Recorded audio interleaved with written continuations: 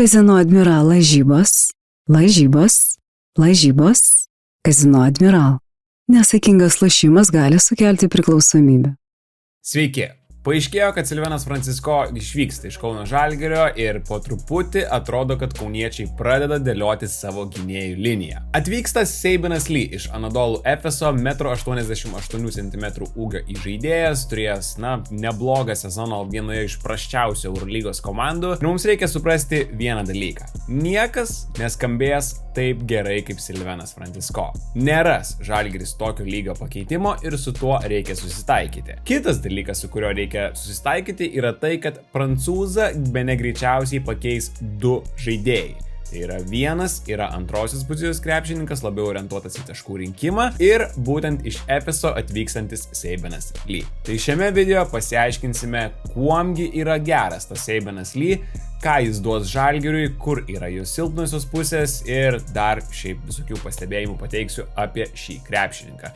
Jeigu jums patinka tokie video, kaip visada nepamirškite paspausti like, prenumeruokite kanalą, nes laukia įdomi vasara tiek Žalgirio, tiek kitų Lietuvos komandų, tiek ir Lietuvos rinktinės, tad jūs nenorite praleisti kito video. Ačiū jums labai. Ar aš esu labai jau kažkaip excited ir labai jau wow, kad čia būtų kažkoks pasirašymas? Taip nėra, bet reikia suprasti, kad Žalgiriui reikėjo tokio žaidėjo ir kad Seibinas Lee irgi turi savo pliusų. Ne veltui Žalgiris pasirašinėjo 2 metų kontraktą. Plius kitas dalykas, ir čia jau kalbam apie Seibino Lee pliusus, tai yra amžius. Jis yra pakankamai jaunas žaidėjas, jam atrodo, kad yra 26, jeigu dabar neklystu, ir jis yra toks pasirašymas, kuris vis dar gali kilti nemažai į viršų. Ir kauniečiai privalėjo kažką pasirašyti būtent į žaidėjo poziciją, kadangi tu turi Williamsą Gosą, kuris yra pakankamai traumingas, ir tu neteiki Silveno Francisko, kuris galėjo toje pozicijoje puikiai žaisti, tą darė, kontroliuodavo komandą, įtraukinėjo kitus. Aišku, kad Žalgiris ieško skorerio į antrąją poziciją, tuo pačiu turi modulo ir atrodo, kad grįžtant į Marių Grigonį, bet jeigu iškrenta Williamsas Gosas, kuris praleido, berods 2 mėnesius ar 2,5 šio Eurolygos sezono, ką tu darai tokioje situacijoje? Ir būtent čia į tą visą bendrą komandos paveikslą atkeliauja Seibinas Lee. Jis turėtų, bent jau mano nuomonė, užimti nominaliai tą pirmąją poziciją kartu su Williamsu Gosu ir kažkiek jų profiliai yra panašus. Panašus ta prasme, kad nei vienas nėra stabilus metant iš toli. Aš sakyčiau, kad Seibinas Lee gal net dar blogesnis yra negu Gosas, nors čia abudu yra nestabilus. Seibinas Lee nėra turėjęs gero procento savo karjeroje. Atakuojant iš toli turi labai keistą metimo techniką, jinai yra pakankamai lėta. Varžovai su juo eina dažnai per apačią, manau, čia labiau kažkiek apie tą jo metimą išsiplėsim dar toliau. Bet kuom Seibinas Lee yra geras, kad jis yra tikrai atletiškas ir turi ilgas rankas. Tai yra 1,88 cm žaidėjas su 2,4 cm rankų ilgiu.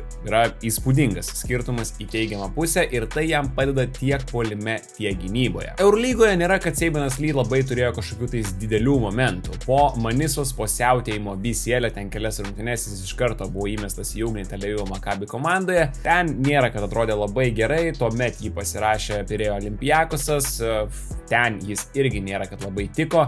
Plius ten jis buvo toks pasirašymas, kur tiesiog Olympiakose kažkas gauna traumą, 2 savaitėm jiem reikia dar papildomo žaidėjo, bala žino kodėl, kad tiesiog pažaistų tas 2 savaitės porą minučių.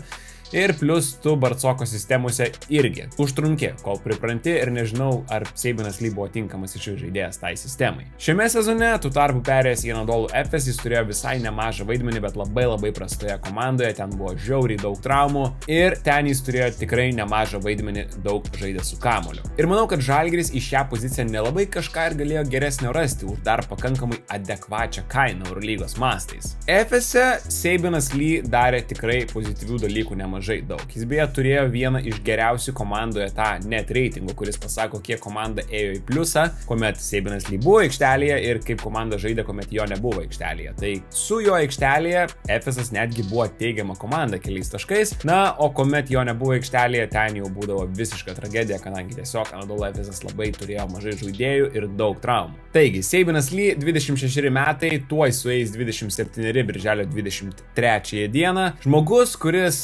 patinka jam žaisti atvirose erdvėse. Čia jis gali išnaudoti savo labai smagų pirmąjį žingsnį, čia jis gali išnaudoti savo ilgas rankas ir čia, žinoma, varžovai jam negali trukdyti, kadangi jis nemeta iš toli. Mes matome, kad Tomas Masiulis ir Kauno Žalgiris šiame sezone tikrai daug labai padidino greitų atakų skaičių, tad manau, kad čia viskas labai tinka ir tikrai Žalgiriui padės Seibeno Lee įgūdžiai greitajame puolime ir jis norės kuo daugiau taip žaisti. Kitas dalykas, tas Seibeno Lee atletiškumas ir jo pirmasis žingsnis jam labai dažnai padeda pasiekti baudos aikštelę, nepaisant to, kad varžovai šiek tiek laiko atstumą nuo jo. Jis ypač gerai eina nuo užtvarų, tas vadinamas reject veiksmas, kuomet varžovai jau tikisi, kad tu, tarkim, žaisi į dešinę, nes iš ten ateina užtvara, gynėjas eina į kitą pusę nuo užtvaros, taip įgauna pranašumą, prigauna varžovus nepasiruošusius ir arba pats pelno taškus iš baudos aikštelės, arba tiesiog išskirsto kamuolius laisviems komandos draugams. Tai to iš Seibeno Lee mes turėtume matyti tikrai nemažai. Ir jeigu tu tinkamai jį išnaudoji, kuo aš nebejoju, kad Tomas Masiulis taip ir darys, tu tikrai turi šansų, kur Seibenas Lee gali būti naudingas tavo puolime. Pavyzdžiui, netikros užtvaros. Čia Seibenas Lee manau, kad gali būti labai geras, taip pat galima puikiai išnaudoti, pavyzdžiui, užtvaros kampo keitimą su iš toli metančiu aukštaūgiu. Manau, kad su Dustinu Slyva, jeigu jie kartu kils nuo suolo, ką aš ir įsivaizduoju,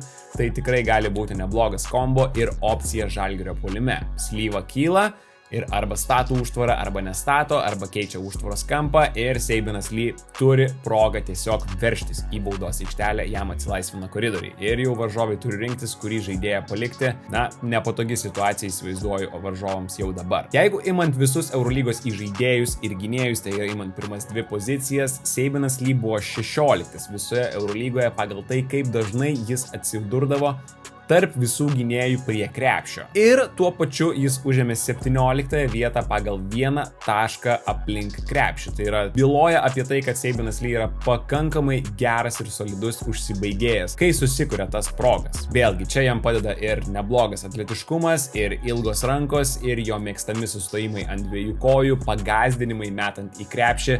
Jis labai dažnai prigauna gynėjus net ir neturėdamas didesnio pranašumo besiveržiant į baudos aikštelę. Mėgsta stoti ant dviejų kojų, kas yra tikrai solidaus žaidėjo ženklas, mėgsta gąsdinti ir mėgsta labai provokuoti pražangas, kas jam padeda rinktis taškus sudėtingose situacijose. Iš bent 15 mačų šiame sezone sužaidusių Eurolygos gynėjų, vos vienintelis, tai yra Trentas Forestas, provokuodavo pražangas dažniau pagal procentinę išraišką visoje Eurolygoje. Tai yra Seibenas Lee yra antras pagal išprovokuotas pražangas per atakų skaičių. Tai yra geras ženklas ir tai vėlgi tiesiog įrodo, ką aš jums pasakojau paskutinėje minutę, kaip gerai šis žmogus moka forsuoti pražangas.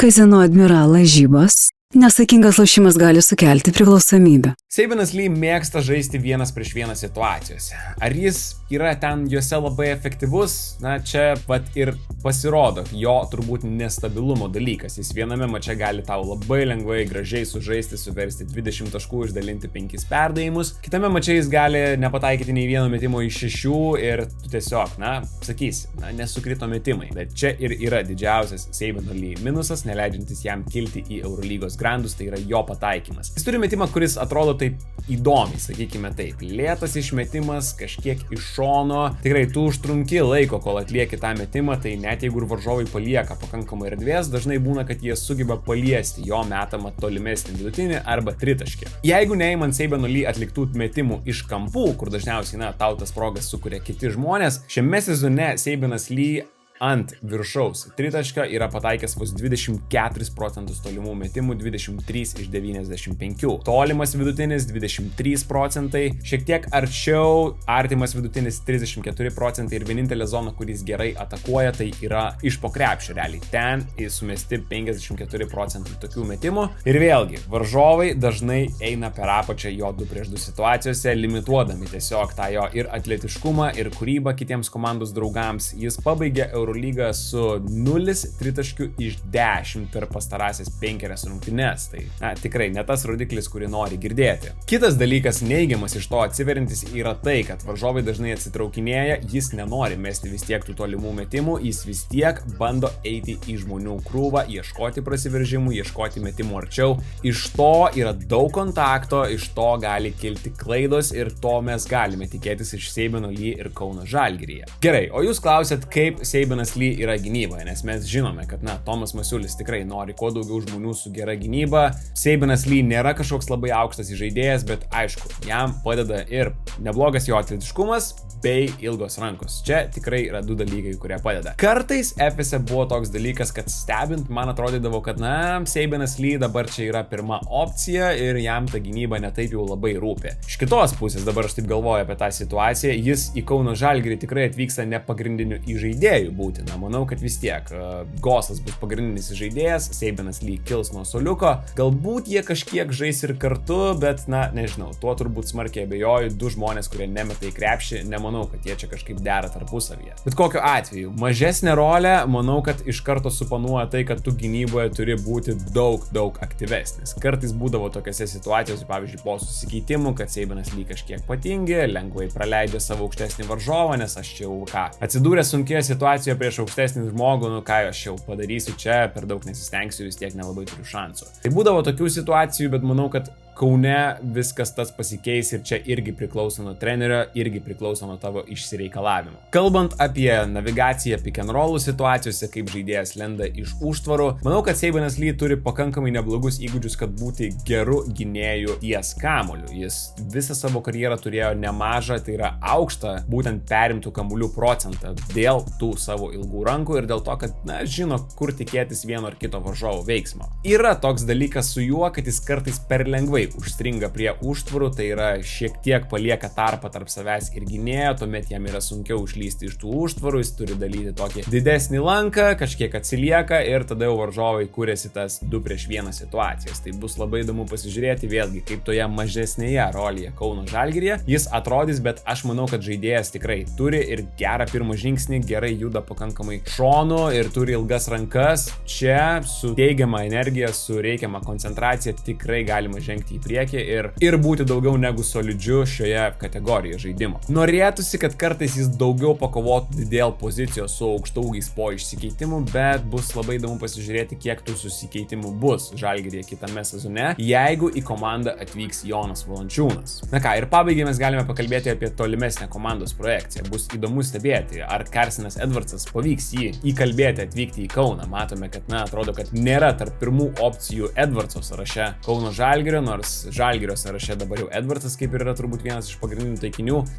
Būtinai reikia tokio skorerio, kuris tiesiog įmestų kamuolį į krepšį išvykus Silvenui Francisco. Aš manau, kad Žalgirio laukia tikrai sunkus sezonas ir tu nori turėti tiesiog kuo daugiau opcijų ir tu nori tiesiog žmogaus, kuris gali bet kada paimti ir įmesti kamuolį į krepšį. Edwardsas taip gali žaisti labai banguotai, bet jeigu tu turi 5 gynėjus - Gosą, Seibiną Lee, Modolo, Marių Grigonį ir dar tą 5 ir tą pagrindinį žmogų gynėjų perimetro linijoje, tai yra taškų rinkėją kažkokį tais labai stiprų, aš manau, kad tu rasi pakankamai opcijų per, tas 2 pozicijas ir tu galėsi nustebinti varžovus irgi pagal situaciją. Reikia tiesiog suprasti, kad, niekas neskambės. Šią vasarą nieks neskambės taip seksi kaip Silvenas Francisco ir jo žaidimas šiame sezone. Taip tiesiog nėra įmanoma. Šitas bičas žaidė, 3 kartus geriau negu Žalgiris mokėjo jam pinigų ir dabar tu net ir pakėlęs tą biudžetą nenusipirksi tokių skambių pavardžių.